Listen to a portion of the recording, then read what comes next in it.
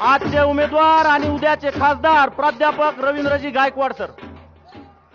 महाराष्ट्राचं आराध्यदैवत आई अंबा तुळजाभवानी, जाणता राजा छत्रपती शिवाजी महाराज, हिंदू हृदय सम्राट शिवसेना प्रमुख बाळासाहेब ठाकरे यांना विनम्र अभिवादन करून तुमचे आमचे सगळ्यांचे जनतेचे नेते शिवसेना पक्षप्रमुख आदरणीय उद्धवजी ठाकरे साहेब, ज्यांच्यामुळं शिवसेना प्रमुखांनी महायुती केली, जे युतीचं महायुतीत रूपांतर करायला बिनशर्त शिवसेनेत आले, ते आदरणीय रामदासजी आठवले साहेब, शिवसेना नेते सुभाषजी देसाई साहेब, या ठिकाणी उपस्थित असणारे आमचे आमदार, सर्व जिल्हा प्रमुख महायुतीचे, सर्व माननीय मान्यवर, व्यासपीठावरील उपस्थित सर्व पदाधिकारी, शिवसेना, भारतीय जनता पार्टी, आरपीआय, स्वाभिमानी शेतकरी संघटना, महादेवजी जानकर यांचा राष्ट्रीय समाज पक्ष आणि काल परवा आमच्या महायुतीत आलेले आमचे मित्र विनायकजी मेटे यांचा शिवसंग्राम पक्षाचे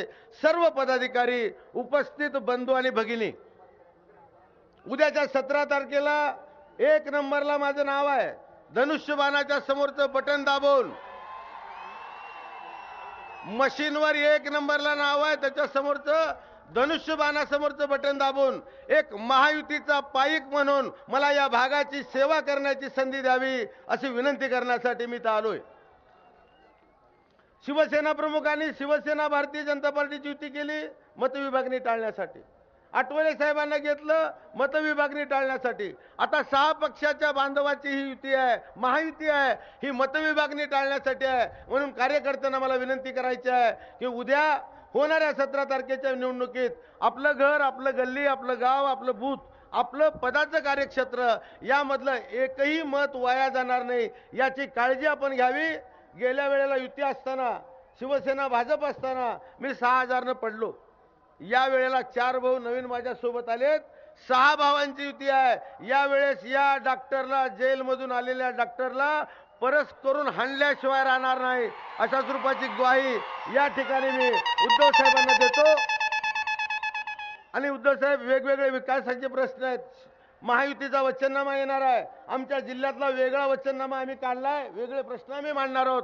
जे प्रश्न आम्ही वचननाम्यात देऊ त्या वचननाम्यातल्या प्रश्नाला कटिबद्ध राहून आम्ही प्रामाणिकपणानं इथं भविष्य काळामध्ये तुमची सेवा करण्याचा प्रयत्न करेल, एवढं या प्रसंगी सांगतो। आणि जाता जाता एक मागणी मी उद्धव साहेबांना करणार आहे की महाराष्ट्रात यशवंतरावजी चव्हाण मुख्यमंत्री होते, यशवंतराव चव्हाणाचे तोडीचे माननीय नामदार उद्धवरावजी पाटील शेतकरी कामगार पक्षाचे महान नेते होते। यशवंतराव चव्हाण जेव्हा केंद्रामध्ये संरक्षण मंत्री म्हणून गेले तेव्हा उद्धवराव दादाला महाराष्ट्राचं मुख्यमंत्री व्हा म्हणून यशवंतरावांनी विनंती केली होती, पण आमच्या उद्धवराव दादांनी सांगितलं की मी समाजवादी विचाराचा आहे, मी विरोधात काम करणार आहे, कधीही काँग्रेसच्या बरोबर मी जाणार नाही, हे उद्धवराव दादांनी त्या कालखंडात सांगितलं। एवढा यशवंतरावच्या तोडीचा माणूस माझ्या जिल्ह्यात होऊन सुद्धा एकही भव्य स्मारक या जिल्ह्यात झालं नाही। शेतकऱ्यासाठी, शेतमजुरासाठी राबणारा एक विचाराचा, तत्वाचा नेता एवढा मोठा आमच्या जिल्ह्यात होऊन सुद्धा त्यांच्याबद्दल स्मारक झालं नाही। भविष्य काळामध्ये आपण या जिल्ह्यामध्ये उद्धवरावजी दादांचं एक भव्य स्मारक या जिल्ह्यात करावं, हा राजकारणाचा विषय नाही, हा तत्वाचा विषय आहे। हे शिवसेना प्रमुखाने आम्हाला शिकवलं आणि उद्धव साहेबांच्या मार्गदर्शनाखाली महाराष्ट्राच्या विधानसभेवर भगवा फडकल्यावर उद्धव साहेबांनी उद्धवरावजी दादांचं या ठिकाणी स्मारक करावं अशा स्वरूपाची मागणी या ठिकाणी मी करतो। या देशात नरेंद्रभाई मोदीला पंतप्रधान करायचं जनतेनं ठरवलंय, इथं तर खासदार जेलमधून आलेले आहेत, आता 4 भावाचे मतं वाढलेत माझे, आणि त्यामुळं भविष्य काळामध्ये अण्णा हजारेंनी ह्या खुनी माणसाला तिकीट देऊ नका, दुसऱ्याला तिकीट द्या, या माणसाने 30 लाखाची सुपारी माझ्यासाठी दिली होती, त्या माणसाला तिकीट देऊ नका असं सांगून सुद्धा धाराशिव, लातूर आणि सोलापूर 3 जिल्ह्यात राष्ट्रवादी काँग्रेसला दुसरा उमेदवार मिळाला नाही। उलट मागणीच कुणी केली नाही का, तर मागणी केलं की नंबर लावून सुपारी देऊन गोळी घालतंय, त्याच्यापेक्षा तिकीट न मागितलेलं परवडलं म्हणून कुणी तिकीट मागितलं नाही गेल्या 4 वर्षात, आणि शरद पवारांना दुसरा उमेदवार मिळाला नाही। ही वस्तुस्थिती आहे।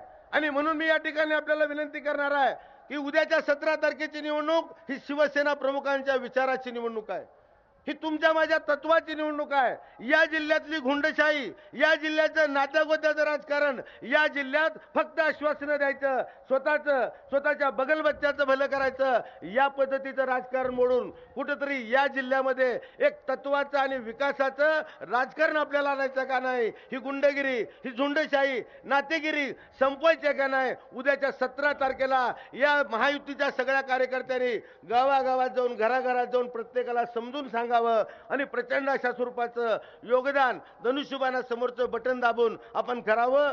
धनुष्यबाणासमोरची कळ तुम्ही दाबा।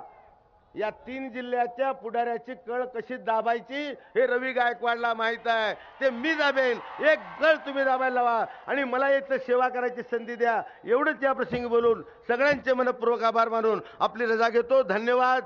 जय हिंद, जय महाराष्ट्र।